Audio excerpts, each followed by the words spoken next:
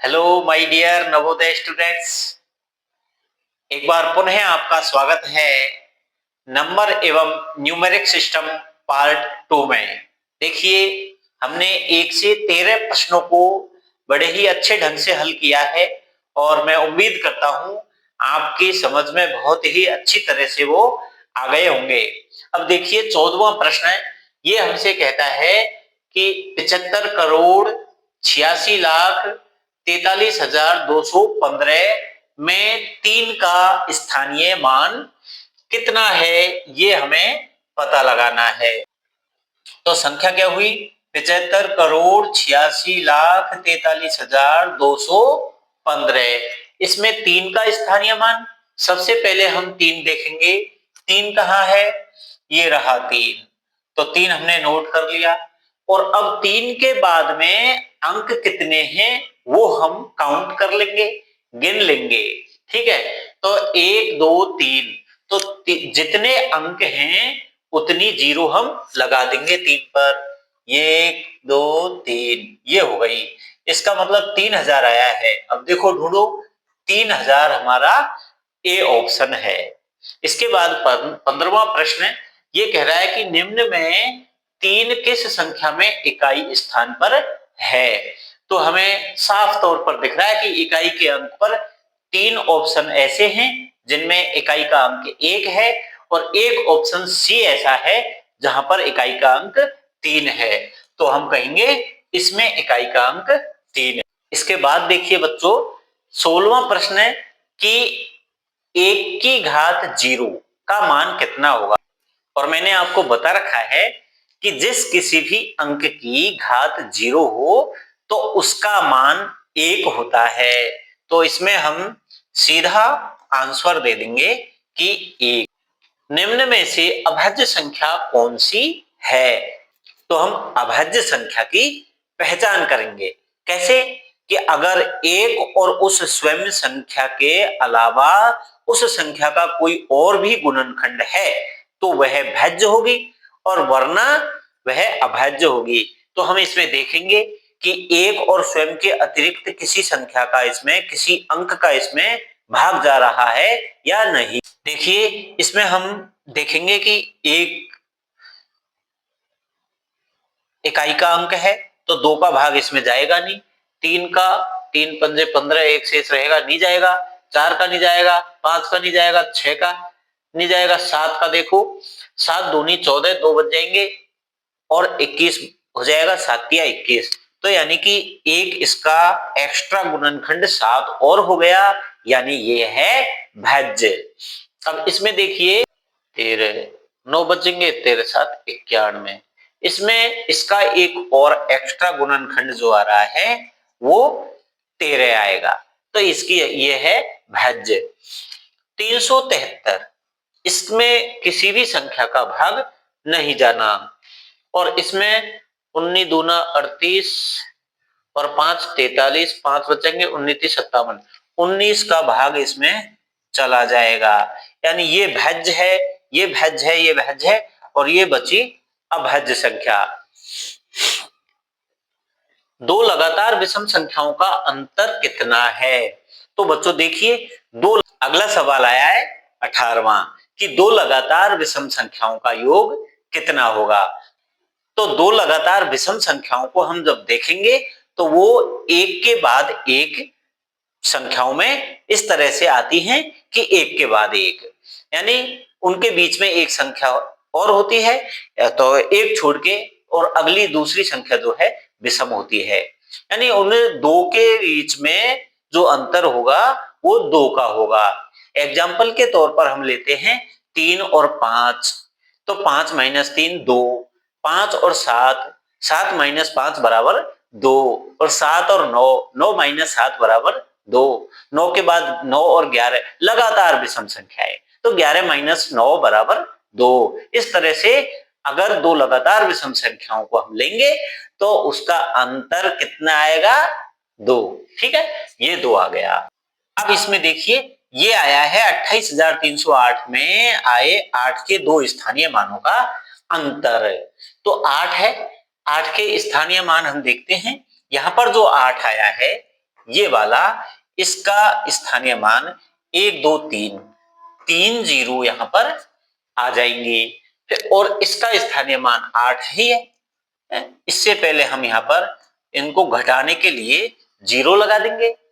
तो अब इनका अंतर हम निकालेंगे। तो हम जानते हैं कि 8000 में से 8 गए तो 7992 बचेंगे। हम यहाँ पर बाकी भी कर सकते हैं और बाकी करना कितना आसान है आप अच्छी तरह से जो है जानते हो। देखो 0 में से 8 जाते नहीं है, लेकिन 0 में से 8 घटाने के लिए 0 अपने पड़ोसी से हासिल ले लेगा। उसके पास भी नहीं है, वो भी ठन पाल मदन गोपाल है? वो भी खाली है, तो वो अपने और पड़ोसी से ले आएगा। उसके पास नहीं है तो वो अपने और पड़ोसी से ले आएगा। तो इस तरह से ये इसको देगा, ये इसको देगा, ये इसको देगा। ठीक है, ऐसे हासिल आती जाएगी और इधर एक एक कम हो जाएंगे। तो यहाँ पर 10 हो गए, 10 में से 8 गए तो 2, यहाँ एक कम हो गया, 9 रह गए, 9 में से 0 9, यहाँ 9 में से 0 9 और यहाँ 7 में से 0 7, 7992 ये हमारा उत्तर है। इसके बाद 20वां प्रश्न देखो, 10 और 20 के बीच कुल अभाज्य संख्याओं को बताना है। तो 10 और 20 के बीच में अभाज्य संख्या देखो, 11 13 17 और 19 ये अभाज्य संख्याएं 10 और 20 के बीच में हैं। तो कुल कितनी हुई? 4। 4 हमारा सी उत्तर है। ठीक है बच्चों, अब इसके बाद में देखो 46,890 में 4 के स्थानीय मान और अंकित मान में अंतर कितना है? तो 4 हम सबसे पहले हम 4 देखेंगे कि कहाँ है 4। ये रहा, 4 को हमने नोट कर लिया और इसके बाद में 1 2 3 4 4 जीरो हमारी यहाँ पर आ जाएंगे। ये आ गया और 4 का अंकित मान 4 ही है, तो 4 का अंकित मान,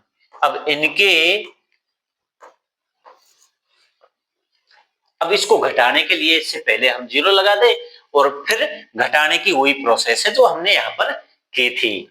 इसका मतलब यहाँ से 4 घट जाएंगे तो कितना बचेगा?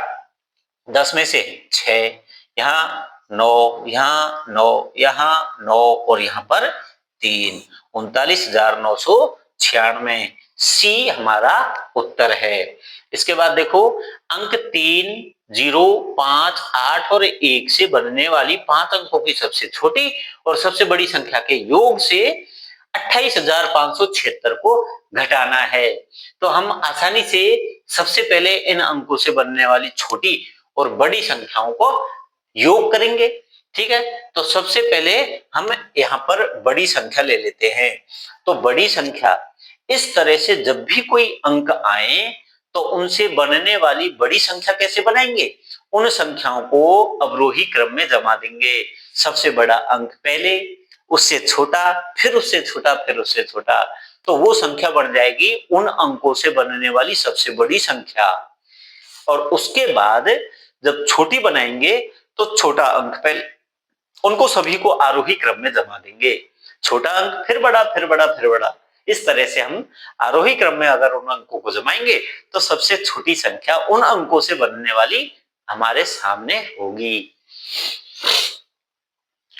तो इसी को ध्यान में रखते हुए हम यहाँ पर सबसे बड़ी संख्या बना लेते हैं। देखो 8 5 3 1 0 और जब सबसे छोटी बनाएंगे तो इन अंकों से बनने वाली सबसे छोटी संख्या 0 से हम स्टार्ट नहीं करेंगे। क्यों? 0 से कर देंगे तो फिर वो 4 अंकों से बनेगी, 0 उससे पहले रहेगी, इसलिए हम 1 से यहाँ पर स्टार्ट करेंगे और 0 को यहाँ रख देंगे। 3 5 8 ये, तो इसने कहा कि सबसे छोटी और सबसे बड़ी के योग में से इसको घटाना है, तो पहले योग करेंगे। इसका योग कर दिया,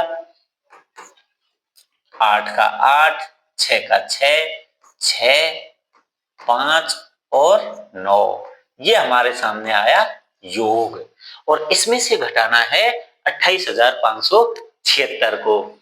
तो 28,576, इसकी हमने बाकी करी, 2 बचे। देखिए 6 में से 7 जाते नहीं है, हासिल ले लेगा, 9 हो जाए, 16 हो जाएंगे, और 16 में से 7 गए तो 9।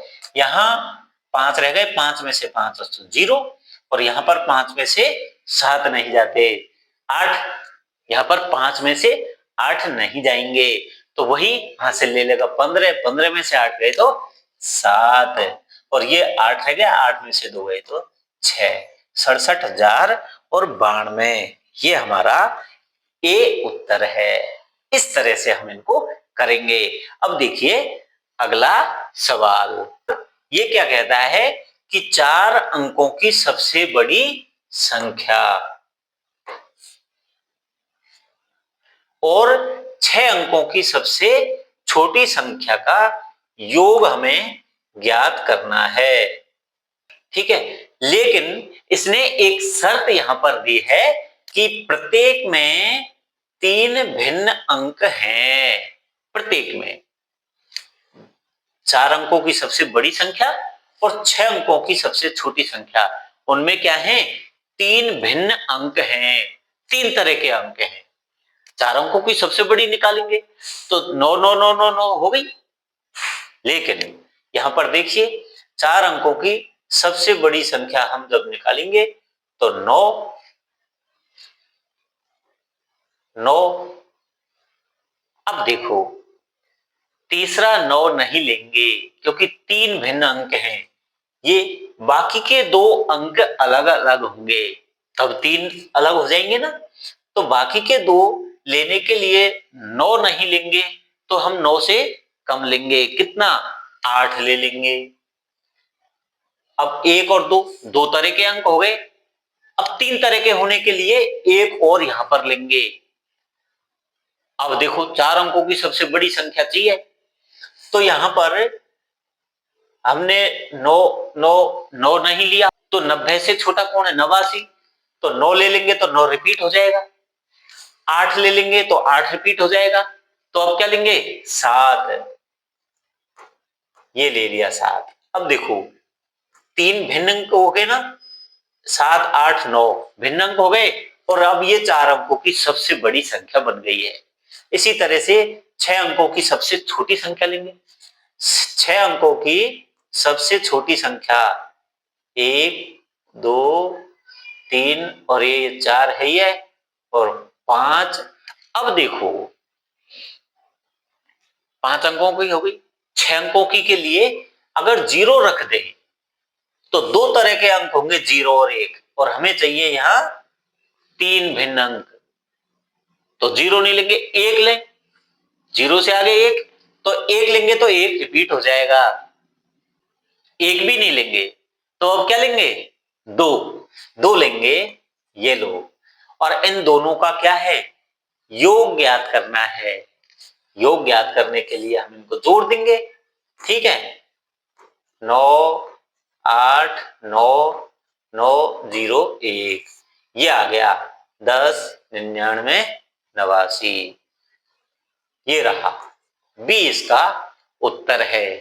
ठीक है, 7 अंकों की वह सबसे छोटी संख्या ज्ञात करें जिसे आप दिए गए प्रत्येक अंकों के उपयोग से निर्मित कर सकते हैं। 7 अंकों की सबसे छोटी संख्या ज्ञात करनी है, और लेकिन ये अंक उसमें आने चाहिए। ठीक है, तो इन अंकों से अगर हम सबसे छोटी संख्या बनाएं तो क्या करेंगे, सबसे छोटा अंक पहले, फिर बड़ा, फिर बड़ा, फिर बड़ा, आरोही क्रम में जमाएंगे, तो सबसे छोटी संख्या जो इन अंकों से बनेगी वो आ जाएगी।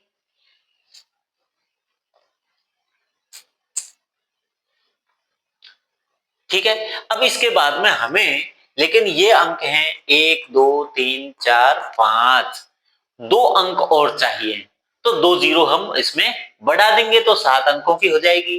देखिए सबसे छोटा अंक पहले लेंगे, अब 0 से स्टार्ट नहीं करेंगे क्योंकि फिर वो गिनती में नहीं आएगा अंक की में, तो हम स्टार्ट करेंगे 1 से। अब 1 के बाद में 0 आएगी, लेकिन ये 5 ही है, 0 के बाद 3 आएगा, 1 आ गया, 0 आ गई, 3 आएगा, लेकिन 3 के बाद फिर 5 और 8 आएंगे।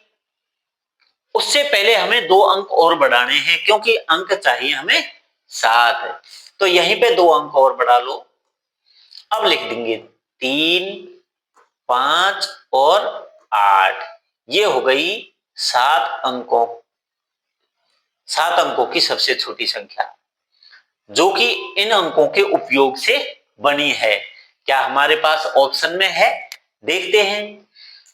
ये नहीं है, ये रही, ये हमारे पास में ये रही, ठीक है, डी। डी इसका आंसर है। इसके बाद में देखिए 3, 5, 0, 1 से बनी सबसे बड़ी संख्या और छोटी संख्या का योग, ठीक है। तो हम सबसे बड़ी संख्या बनाएंगे पहले। सबसे बड़ी संख्या, इसको देखिए 5, 3, 1, 0, ये तो हो गई बड़ी। और छोटी 1 से स्टार्ट करेंगे, 0, 3 और 5, इनका योग करेंगे। योग होगा 5, 4, 3, 6, 63, 45, 63, 45। ये हमारा उत्तर है, ठीक है। इस प्रकार से हम इसको ज्ञात कर लेंगे। नेक्स्ट क्वेश्चन देखते हैं।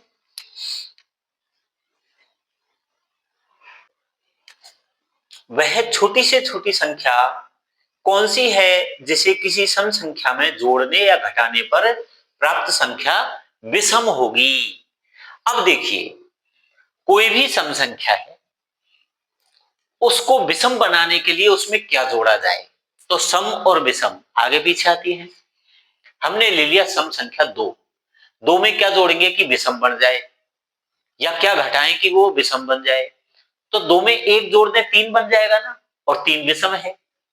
1 घटा दें तो 1 बन जाएगा, वो भी विषम है। अब देखिए आगे 5 ले ली, 5 में 1 जोड़ देंगे 6 बन जाएगी सम, और 1 घटा देंगे 3 विषम। यही हमें चाहिए, विषम संख्या बननी चाहिए। तो एक ही वह करामाती अंक है हमारा। ओके।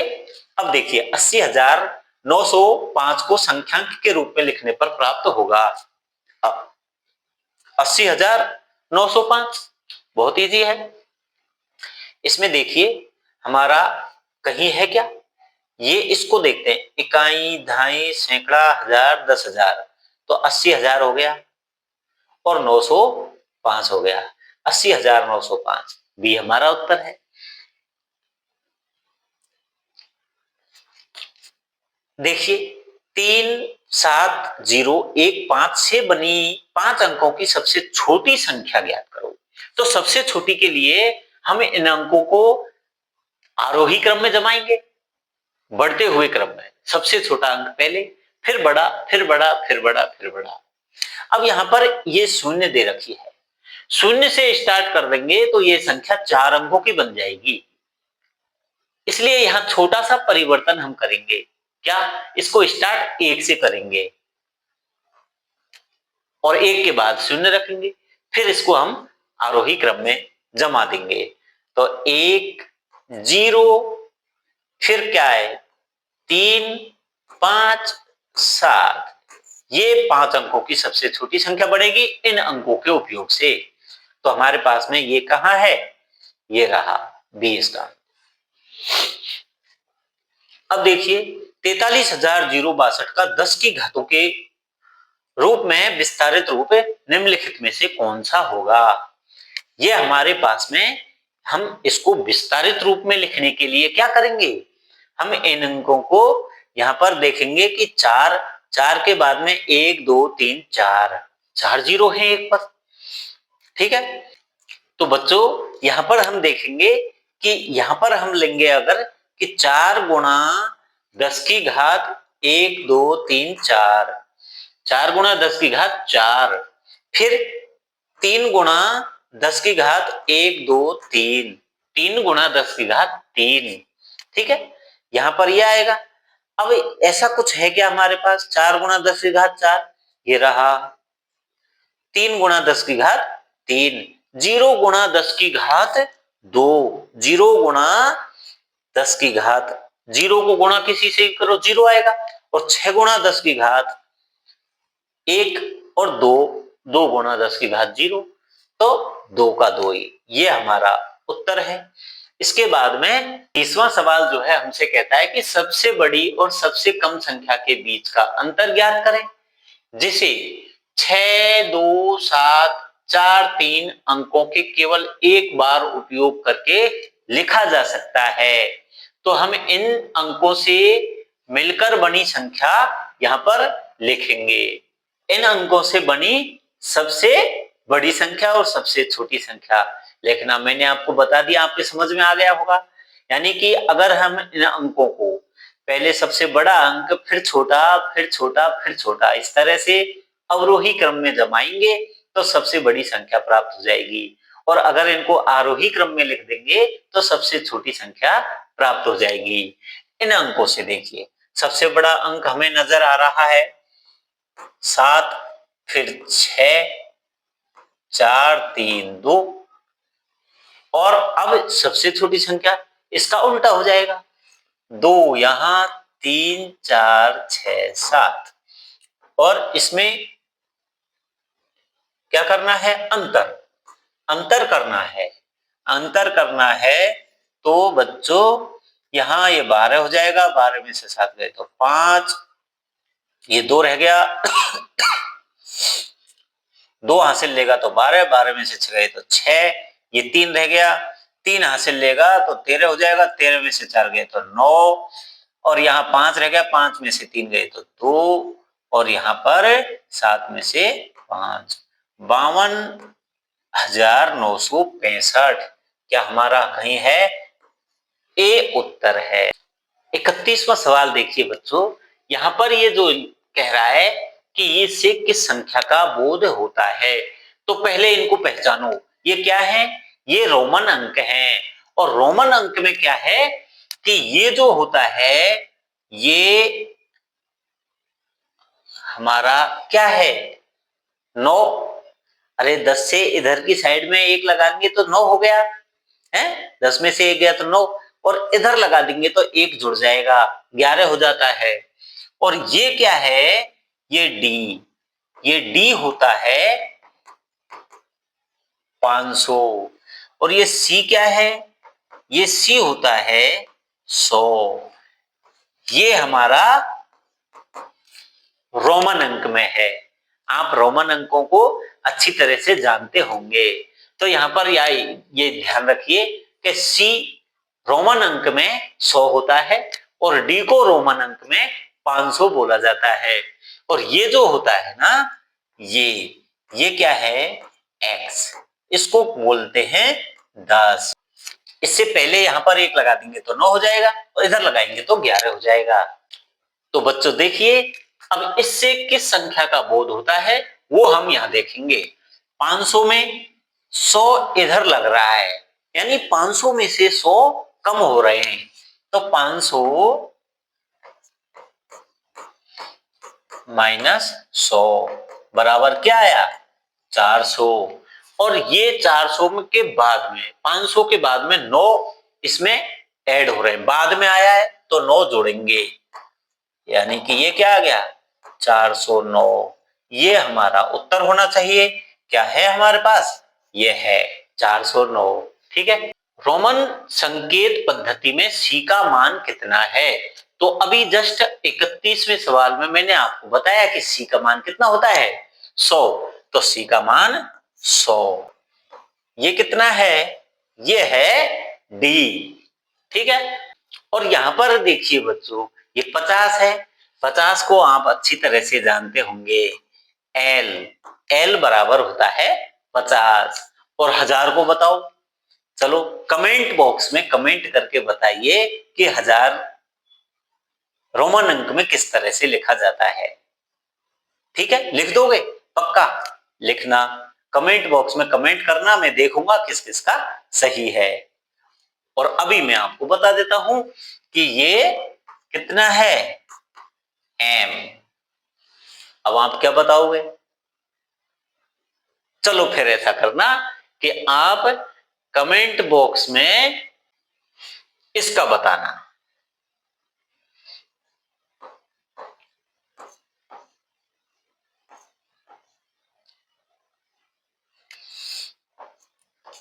800 को किस तरह से लिखते हैं, कमेंट बॉक्स में कमेंट करके बताओगे 800 को।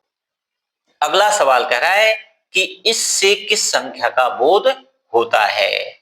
तो ये हमारा L कितना है?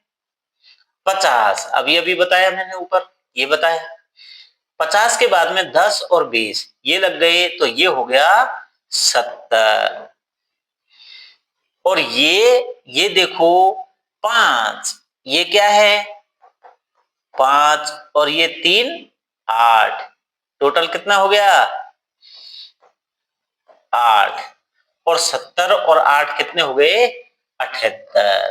ये हमारा उत्तर है। इस तरह से हम इसको बताएंगे कि ये किसका बोध कराता है।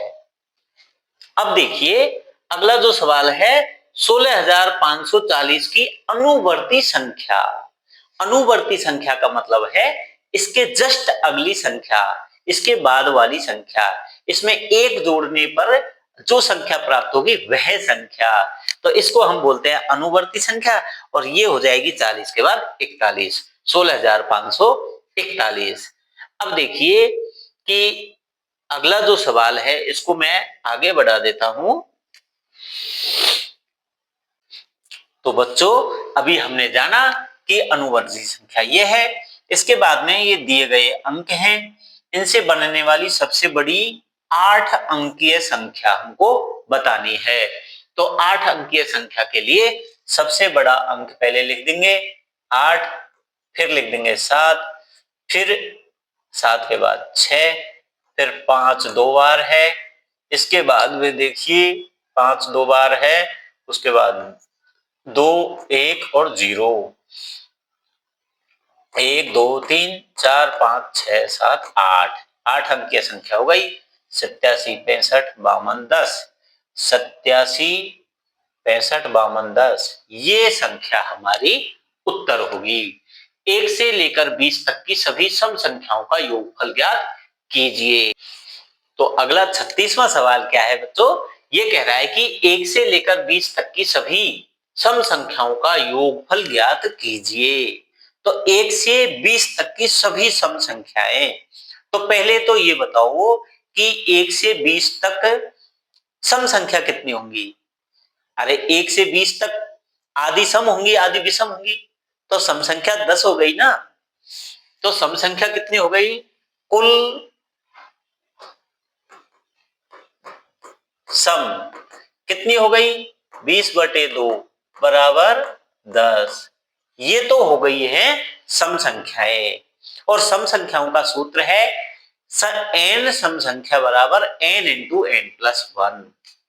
n अगर सम संख्या है तो n इंटू n प्लस 1, ये हमारा सूत्र होता है। जब n सम संख्या हो तो उन्हें ज्ञात करने का सूत्र क्या है? n into n plus 1। अब यहां पर n का मान कितना है? 10, क्योंकि कुल संख्याएं जो सम है वो 10 ही आई है। और 10 का मान हम यहां पर रख देंगे 10 इंटू 10 प्लस 1 11, और 10 गुणा 11 110, ये आ जाएगा हमारा बी उत्तर। अब देखिए प्रथम 15 विषम संख्याओं का योगफल क्या होगा। यहां पर इसके लिए एक सूत्र है बच्चों कि प्रथम विषम संख्याओं के योगफल का सूत्र n स्क्वायर, n की घात 2, ठीक है, n स्क्वायर। प्रथम n विषम संख्याओं का योग n स्क्वायर, और n कितना है हमारा?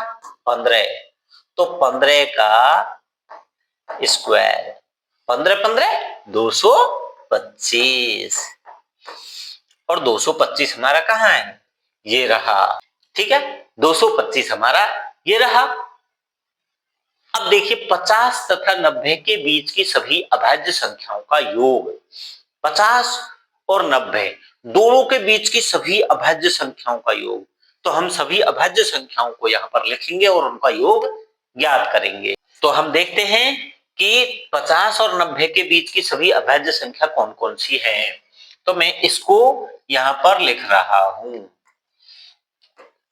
50 के बाद में जो अभाज्य संख्या होगी वो होगी 53, और 53 के बाद में अगली जो होगी 59, फिर आएगी 61, फिर आएगी 67, फिर आएगी 71, और 71 के बाद में आएगी 73, 79, 83 है, फिर 89 ये भी है। तो 90 तक ही चाहिए। ये ऐसी संख्याएं हैं जिनमें एक और खुद इन संख्याओं के अलावा और किसी का भी भाग नहीं जाता है, यानी इनके खुद और एक के अलावा कोई गुणनखंड नहीं है। तो ये ऐसी अभाज्य संख्याएं हैं, इनका योग हमें ज्ञात करना है। 9 और 3 12 और 1 13, 13 और 7 20 और 1 21 और 3 24 और 9 33 और 36 और 9 45, 45 का 5 हासिल 4, 4 इसमें जुड़ी, 9 हो गए, 9 और 5 14 और 6 20, 6 26, 26 और 6 33 और 7 40 और 7 47, 47 और 8 55 और 8 63,